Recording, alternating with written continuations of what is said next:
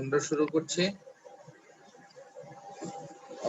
Product of some থেকে। আজকে product of some মানে যেটা বোঝাই যাচ্ছে যে এখানে হলো কয়েকটা টার্ম থাকবে যেগুলো সবগুলা সামেশন আকারে থাকবে, অর্থাৎ বুলিয়ান অ্যালজেব্রা যেটাকে আমরা বলি অর, অরের সিকোয়েন্সে থাকবে কয়েকটা টার্ম এবং এই টার্মগুলো একটার সাথে আরেকটা টার্ম নিজেদের সাথে গুণ অবস্থায় থাকবে। এটাকে বলা হচ্ছে প্রোডাক্ট অফ সাম। সরাসরি নাম থেকেও আমরা এটাই বুঝছি। অর্থাৎ এটা একটা সামেশন টার্ম, এটা একটা সামেশন টার্ম আছে, এখানে একটা সামেশন টার্ম আছে, এখানে একটা সামেশন টার্ম আছে। এই সবগুলো আবার নিজেদের মধ্যে প্রোডাক্ট আকারে আছে, গুণ। সো এই টার্মটাকে বলা হচ্ছে প্রোডাক্ট অফ সাম বা POS। তো standard POS expression is one in which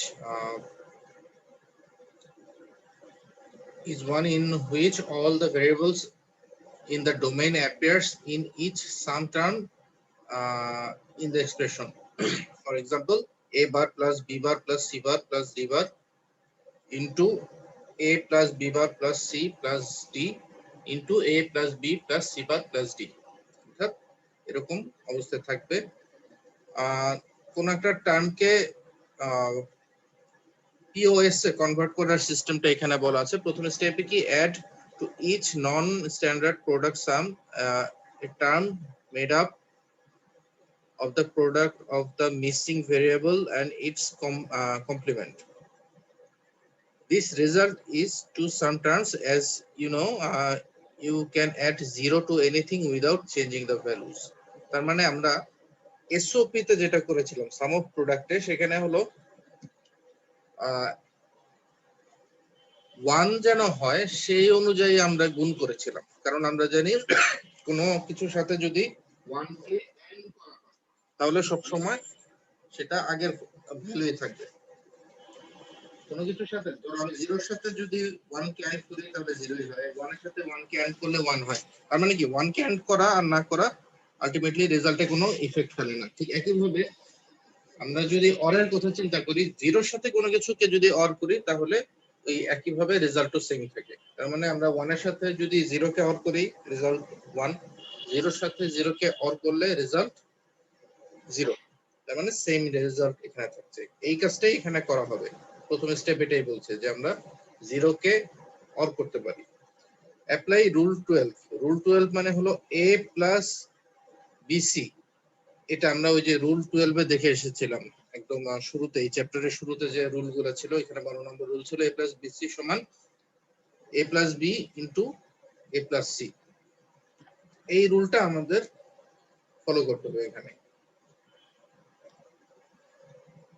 a plus BC যে আকারে যখনই আসবে তখন আমরা a plus B into a plus C করে দেব।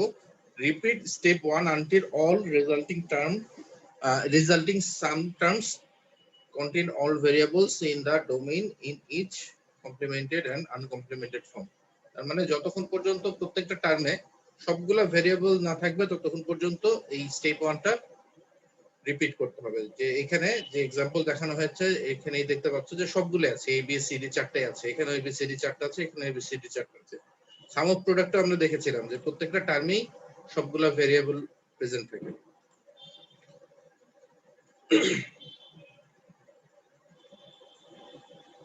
দেখো এখানে আমরা এখন एग्जांपल এ চলে যাই। Convert the following Boolean expression into POS form. এখানে কি কি আছে আমরা যদি একটু খেয়াল করে দেখি, a plus b bar plus c, b bar plus c plus d bar, a plus b bar plus c bar plus d। তার মানে টোটাল ভেরিয়েবল আছে চারটা। লাস্ট টার্মে চারটা ভেরিয়েবল ঠিকই আছে, প্রথম দুটো টার্মে তিনটা করে আছে। তার মানে এই তিনটাকে আমাদের চারটাতে কনভার্ট করতে হবে। এটার জন্য আমরা যে কাজটা করতে পারি, দেখো এখানে করেছে প্রথম টার্মটা নিয়ে এবার a plus B bar plus C, এই a plus B bar plus C এই টার্মটার সাথে আমরা d into d bar, d into d bar মানে কি, d এর ভ্যালু 1 হলে এটার ভ্যালু 0 আর d এর ভ্যালু 0 হলে এটা ভ্যালু 1। তার মানে একটা না একটা 0 থাকবেই। সো আলটিমেটলি এই রেজাল্টটা হয়ে যাচ্ছে 0। আর জিরোর সাথে কোনো কিছুকে অ্যাড করা মানে আলটিমেটলি ওই আগের রেজাল্ট থাকবে। সো ডি ইনটু ডি বার যদি আমরা অ্যাড করে দিই মেইন রেজাল্টে কোনো ইফেক্ট ফেলছে না। তাহলে ডি ইনটু ডি বার এটা আসলো। এবার এটাকে আমরা ওই যে আগের রুল 12 আকারে চেঞ্জ করে দিতে পারি, যে দুই দিকে এটা আলাদাভাবে চলে আসলো। তাহলে A plus B bar plus C plus D, আবার একইভাবে A plus B bar plus C plus D bar, এই দুইটা টার্ম আলাদা করে ফেললাম। এটা হলো প্রথমটা থেকে আসলো।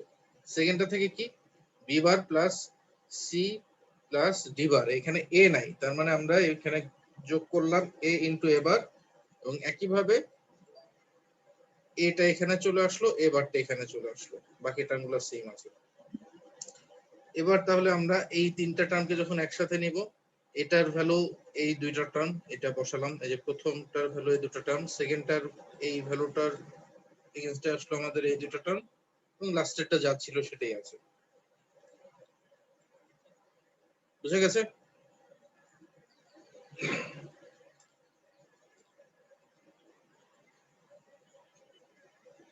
প্রোডাক্ট অফ সাম কিভাবে করতে হবে আইডিয়াটা তো বুঝে গেছে।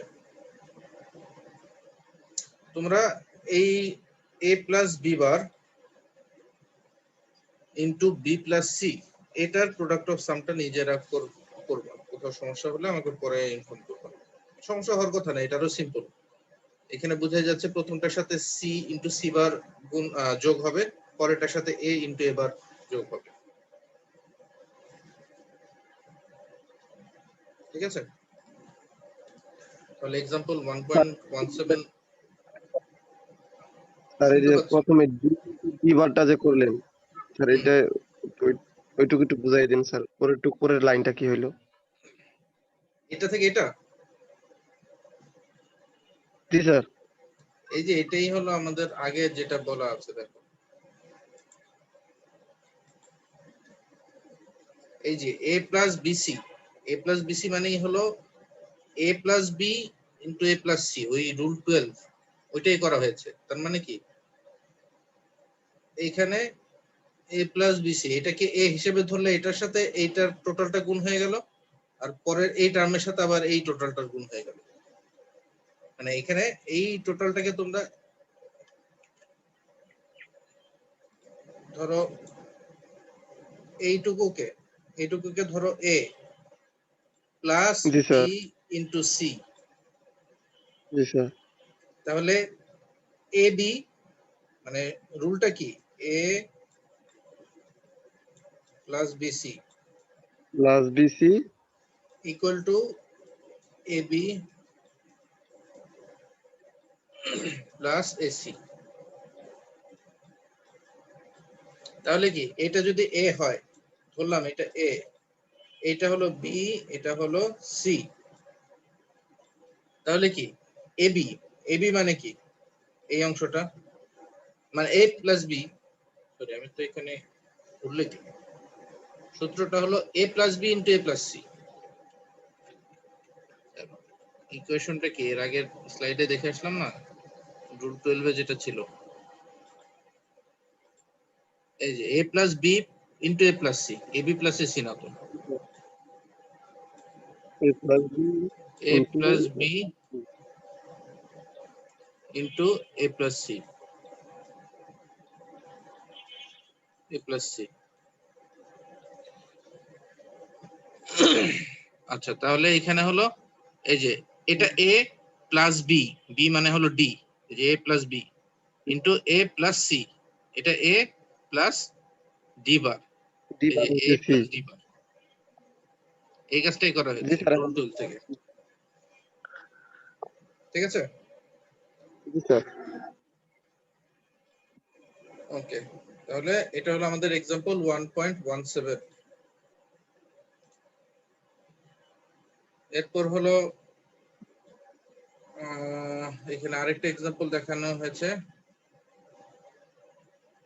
a plus b plus c plus d, a plus b bar plus c bar plus d plus a bar plus b bar plus c bar plus d।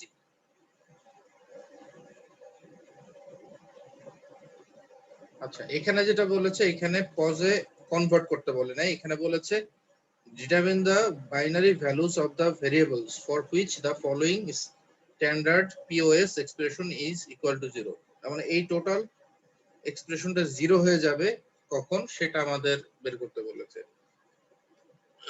তো এটা কখন 0 হয়ে যাবে দেখো,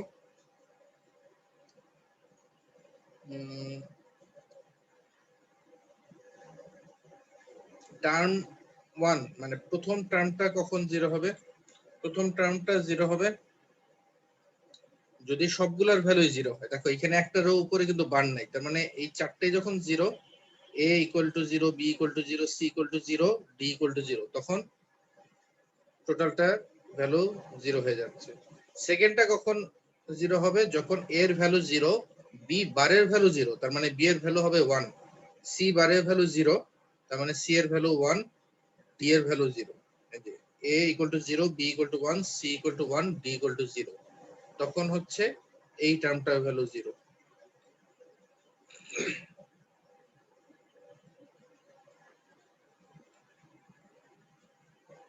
এরপরে হলো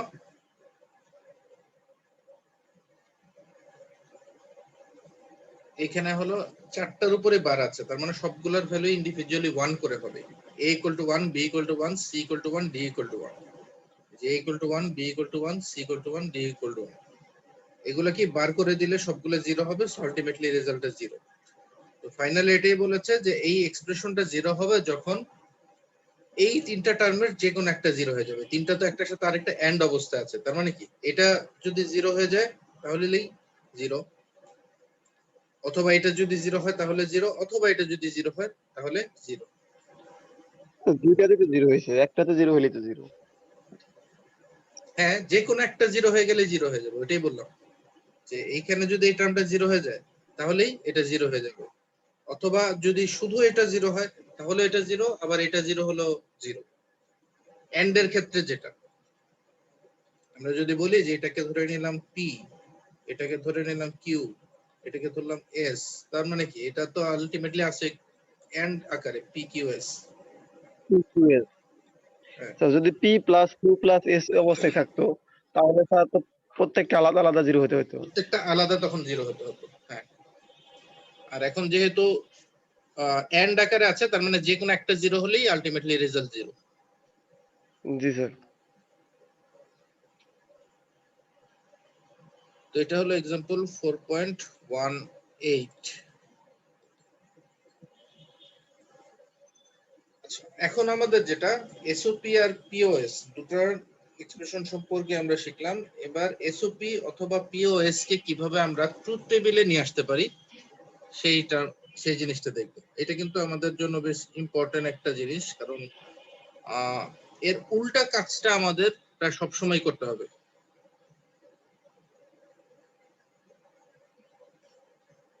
অর্থাৎ এখানে আমরা প্রথমে শিখবো হলো কিভাবে এসওপি থেকে ট্রুথ টেবিল করা হচ্ছে। প্র্যাকটিক্যালি যখন আমরা কাজ করব, ম্যাক্সিমাম কেসে যে কাজটা করা হয় এরকম একটা ট্রুথ টেবিল থাকবে, সেখান থেকে আমরা এসওপি টার্মটা বের করব। সো এই জিনিসটা আগে বুঝে রাখাটা খুব ইম্পর্টেন্ট। আমরা যখনই এই যে জাস্ট এই চ্যাপ্টারের পর থেকে আমাদের যখন কম্বিনেশনাল বা সিকোয়েন্সিয়াল লজিক সার্কিট শুরু হবে তখন থেকে ওটা শুরু হবে। তো এখন আমরা দেখি, দেখো বলছে যে এটা develop the truth table for standard SOP expression এবার B bar C, B bar C bar, B C, তিনটা টার্ম আছে এন্ড সরি অর অবস্থায়, মাঝখানে যোগ। তার মানে কি এটা হলো স্ট্যান্ডার্ড এসওপি ফর্ম আছে। এই এসওপি ফর্মটাকে ট্রুথ টেবিলে আমরা এখন কিভাবে আনতে পারি দেখো। ট্রুথ টেবিলের জন্য প্রথমে যে জিনিসটা করতে হবে, এখানে কয়টা ভেরিয়েবল আছে, তিনটা ভেরিয়েবল এবিসি। দেখো সব জায়গায় ঘুরে ফিরে এবিসি আছে। তাহলে আমাদের একটা ট্রুথ টেবিল আগে শুরু করতে হবে, যে ট্রুথ টেবিলটাতে ইনপুট হবে এ বি সি, তিনটে ইনপুট। এবং এই ট্রুথ টেবিল কিভাবে করা হয় তোমাদের মিডের আগের ওই যে একটা ক্লাসে আমি বলেছিলাম যে প্রথম সবগুলো 0, তারপরে 0 0 1, তার মানে বাইনারি ভ্যালু 1, এখানে হলো 0 1 0, তার মানে এটা বাইনারি ভ্যালু 2, 011 এটার বাইনারি ভ্যালু 3, 100 এটার binary value 4, 101 binary value 5, 110 binary value হলো এটা 6 এবং 111 বাইনারি ভ্যালু 7। তার মানে 0 থেকে 7 পর্যন্ত বাইনারি ভ্যালু হচ্ছে তিনটা ইনপুট দিয়ে এই সিকোয়েন্সটা আমরা এভাবে লিখব। এরপরে যেটা হবে আমরা এই আমাদের যে এসওপির ফরম্যাটটা দেয়া আছে এই এসওপিটা আগে দেখব। এখানে কি দেয়া আছে দেখো, এ বার বি বার সি যখন এই ফরম্যাটে থাকবে তার মানে কি এর ভ্যালুটা হতে হবে 0, বি এর ভ্যালু হতে হবে 0, সি এর ভ্যালু হতে হবে 1। এটাকে যদি আমরা 1 বানাতে চাই, তাই না, এর ভ্যালু হতে হবে 0, এর ভ্যালু 0 হলে এ বারের ভ্যালু 1, বি এর ভ্যালু হতে হবে 0, তাহলে বি এর ভ্যালু বি বারের ভ্যালু 1 আর সি এর ভ্যালু হতে হবে 1। তাহলে এর ভ্যালু কোথায় 0, বি এর ভ্যালু কোথায় 0 আর সি এর ভ্যালু কোথায় 1 আছে দেখো এই টার্মটাতে। এর ভ্যালু এখানে আছে 0, বি এর ভ্যালু এখানে আছে 0, সি এর ভ্যালু এখানে আছে 1। অর্থাৎ এই বরাবর হবে আমাদের এ বার বি বার সি এই টার্মটার আউটপুট। সো এই তিনটার জায়গায় আমরা আউটপুট এখানে দিয়ে দিব 1। পরের টার্মটায় দেখো এটা কি আছে, এ বি বার সি, তার মানে যেখানে বার থাকবে সেগুলোকে আমরা 0 এর সাথে ধরে নেব আর যেখানে বার থাকবে না সেটা 1। তাহলে বোঝাই যাচ্ছে এটা কোন জায়গায় হবে, এটা হবে 1, এটা হলো 0, এটা 0, 1 0 0 যে কম্বিনেশনটা আছে এই যে 1 0 0 এই কম্বিনেশনে আরেকটা 1 পাচ্ছি এ বি বার সি বারের জন্য। আর লাস্টে দেখো এখানে কোনোটা বার নাই, তার মানে এটা 1 1 1, এই যে 1 1 1 কম্বিনেশনে আরেকটা 1 পেলাম এবিসি এর জন্য। বোঝা গেছে এটা?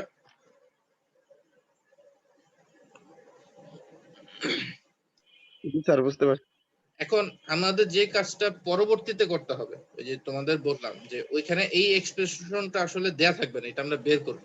এটা করার উপায়টা কি, এরকম একটা এক্সপ্রেশন মানে আমাদের একটা ট্রুথ টেবিল ধরো দেয়া আছে, ধরো এই পর্যন্ত ট্রুথ টেবিলটা আমাদের দেয়া আছে, তাহলে এখান থেকে বের করতে হবে এই এক্সপ্রেশনটা কি হবে। তার মানে যেসব জায়গায় 1 আছে, ধরো এই জায়গায় 1 আছে, 1 আছে মানে কি 1 0 0, 1 0 0 হলে কি লিখবো আমরা, A B bar C bar plus এখানে আছে তিনটেই 1, তার মানে এ বি সি, এখানে আছে 0 0 1, এখানে হলো A bar B bar C. তার মানে যেসব জায়গায় স্যার 1 থাকবে, স্যার হ্যাঁ স্যার যে বলো, সব জায়গায় স্যার ওই যে জিরো, ওই সব জায়গায় কি স্যার বার ধরবো আমরা? হ্যাঁ যেসব জায়গায় 0 সেটা বার। প্রথম হলো আউটপুটে কোথায় 1 আছে, আউটপুটে যেসব জায়গায় 0 আছে এগুলো নিয়ে আমাদের চিন্তা করতে হবে না, আউটপুটের এই ভ্যালুগুলো নিয়ে আমাদের আপাতত কোনো মাথা ব্যথা নেই। আউটপুট যেখানে 1 আছে শুধু সেই জায়গাগুলোতে ইনপুটের ভ্যালু কি কি হবে সেটা আমরা বের করব। তার মানে যদি 0 থাকে এবার এখানেও 0 আছে, তার মানে বি বার, এখানে 1 আছে তাহলে সি, এবার বি বার সি। আবার এখানে আছে ধরো এই জায়গায় 1 0 0, তার মানে এটা হবে সরাসরি এ, এটা হবে A A B bar B C bar bar. C bar. ঠিক আছে, ধরো আমি জি বলে স্যার। দিলাম যে এই আউটপুটটা আপাতত বাদ দাও, এটা আমরা দেখবো না, আমরা বলে দিলাম যে এখানে আছে আমাদের এরকম, ধরো আমাদের এইটা হলো আউটপুট, তাহলে এক্সপ্রেশনটা কি হবে বলো, এখানে একটা স্যার 1, কোনটা? এই যে এখন এই একটা 1 হলো এখানে, আরেকটা 1 হলো এখানে, আরেকটা 1 হলো এখানে।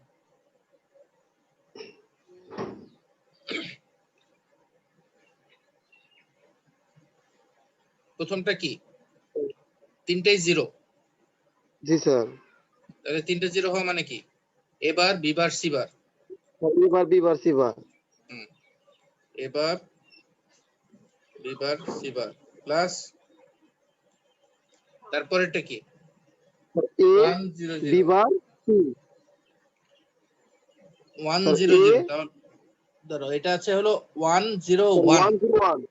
হ্যাঁ জি স্যার, এ বি বার সি। এ বি বার সি, তারপরেরটা কি A B C bar. A B C বার, হ্যাঁ এ বি সি বার। এটাই হলো আমাদের ট্রুথ টেবিল থেকে এসওপি ফর্ম নিয়ে আসার নিয়ম। তো এই জিনিসটা আমাদের জন্য খুব ইম্পর্টেন্ট ইন ফিউচার যখন আমরা এই কাজটা মানে প্র্যাকটিক্যাল সার্কিট যখন ইমপ্লিমেন্ট করতে যাবো তখন এই কাজটা বারবার করতে হবে। আবার ট্রুথ টেবিলেরও আউটপুট কোথায় কি হবে সেটাও কিন্তু আমাদের রিকোয়ারমেন্টের উপর অনেক সময় ডিপেন্ড করবে। ওইটা আমরা আস্তে আস্তে আরো আগালে তখন দেখতে পারবো। তো আপাতত স্যার আউটপুটটা কিভাবে বের করতে হবে এটা তো বুঝতে পারি না। হ্যাঁ, ওইটা আমরা পরে দেখবো যখন আমাদের রিকোয়ারমেন্ট আসবে তখন। এখন তো আমাদের আচ্ছা রিকোয়ারমেন্ট নাই। ধরো আমি যদি এখানে কোন একটা রিকোয়ারমেন্ট বলে দিই, ধরো 3টা সুইচ আছে, আমি ধরো নিজের মতন একটা রিকোয়ারমেন্ট বললাম যে এবিসি 3টা সুইচ আছে। ধরো এটাকে কিভাবে বলা যায় যে 3জন ইউজারের কাছে 3 রুমে 3টা সুইচ আছে, কোন একটা অফিসে 3টা রুম, 3টা রুমে 3টা সুইচ আছে 3জন অফিসারের কাছে। এখন বলা হলো যে কোন একটা মেশিন তখনই অন থাকবে যখন মিনিমাম 2জন ইউজার সেটাকে অন করবে।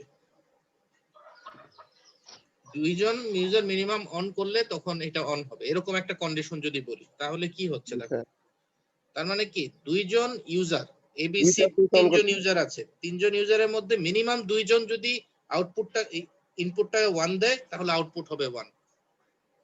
তার মানে কি হচ্ছে দেখো এইখানে 3জনই 0, এইখানে 2জন 0 1জন 1, এখানে 2জন 0 1জন 1, এইখানে 2জন 1 আছে, তাহলে এখানে একটা 1 আছে। এইখানে আবার হবে না, এইখানে হবে, এখানে হবে, স্যার তাহলে এটা সত্য এখানে তো? হবে। দেখো এই 4টা জায়গায় 1 হচ্ছে। স্যার এই আপনি কন্ডিশন দেওয়ার পরে এইভাবে হবে? হ্যাঁ, কন্ডিশনটা বলার পরে এরকম আসলো। জি স্যার, তাইলেও করতে হবে। আমাদের প্র্যাকটিক্যাল যখন কাজ করব তখন আসলে এরকম কন্ডিশন তো থাকবে। ধরো আমি এখন যেই জিনিসটা বললাম এটাই কিন্তু প্র্যাকটিক্যালি অনেক সময় ইমপ্লিমেন্ট করার দরকার হতে পারে। কোন একটা মেশিন হয়তো অন করবে যে মিনিমাম 2জনকে ওইটা অন করতে হবে, তখন এটা অন হবে। তার মানে কি এই জায়গা থেকে আমাদের তখন এ বার বি সি পাচ্ছি, এখানে পাচ্ছি এ বি বার সি, এখানে পাচ্ছি এ বি সি বার, আর এখানে এ বি সি। এরপর আবার ওইটাকে একটু সিম্পলিফাই করতে হবে, ওই সিম্পলিফাই করে যে টার্মটা আসবে সেটা ইউজ করব। যাই হোক, এটা হলো আমাদের एग्जांपल 4.20 ছিল এবং 4.20 এর একটু অ্যাডভান্স লেভেলও আর একটু দেখলাম না আসলে আমরা কিভাবে এটা প্র্যাকটিক্যালি করব। এটা আমাদের পরে আরো আসবে, এটা ডিটেইল পরের চ্যাপ্টারে অনেক আছে।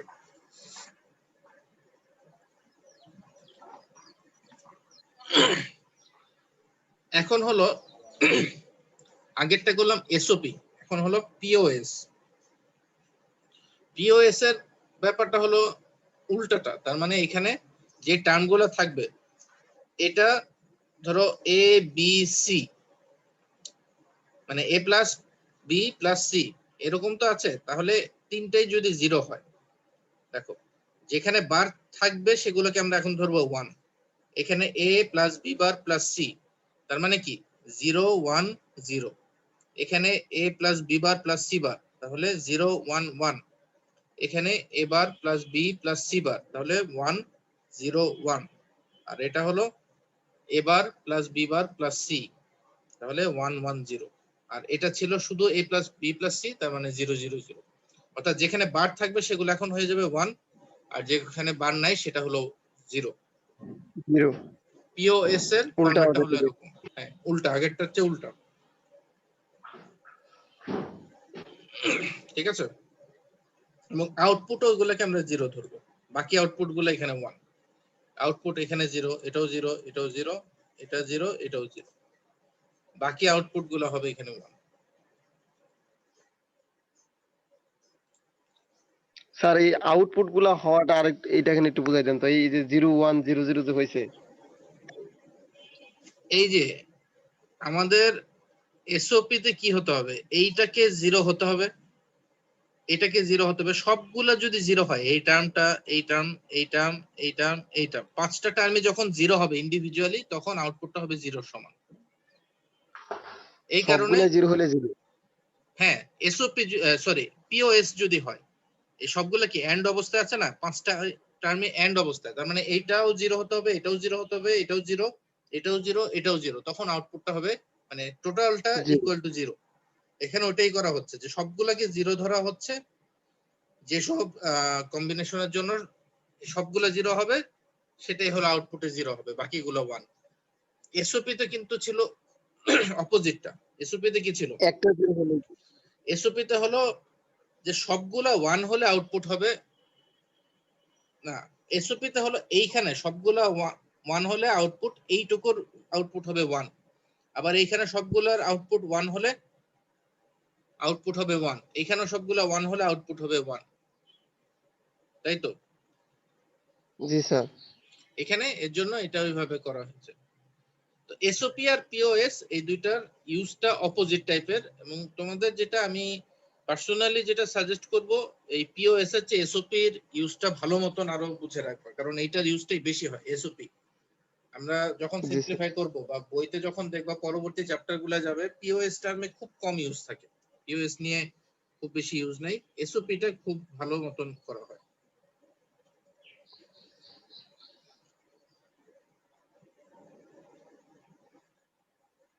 ঠিক আছে, সো আমরা তাহলে জি স্যার। পরের এসওপি যা দেখলাম মাত্র। পিওএস। হ্যাঁ, এখন যেটা আছে সেটা হলো কার্নভ ম্যাপ।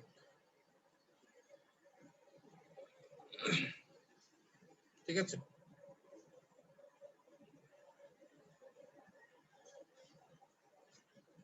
কার্নভ ম্যাপে দেখো, কার্নভ ম্যাপ জিনিসটা কি, এটাকে সংক্ষেপে আমরা কে ম্যাপও বলি।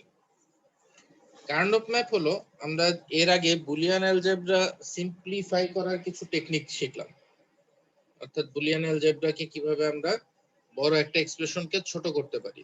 এই গত ক্লাসে দেখেছো বেশ কিছু এক্সাম্পল তোমরা নিজেরাও করেছো।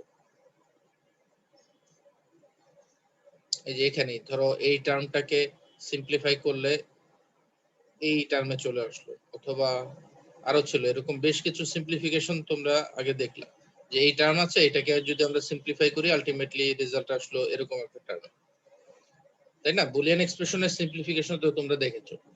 এই সিম্পলিফিকেশনটাকে একটু শর্টকাটে করার একটা টেকনিক হলো কার্নভ ম্যাপ সিস্টেম।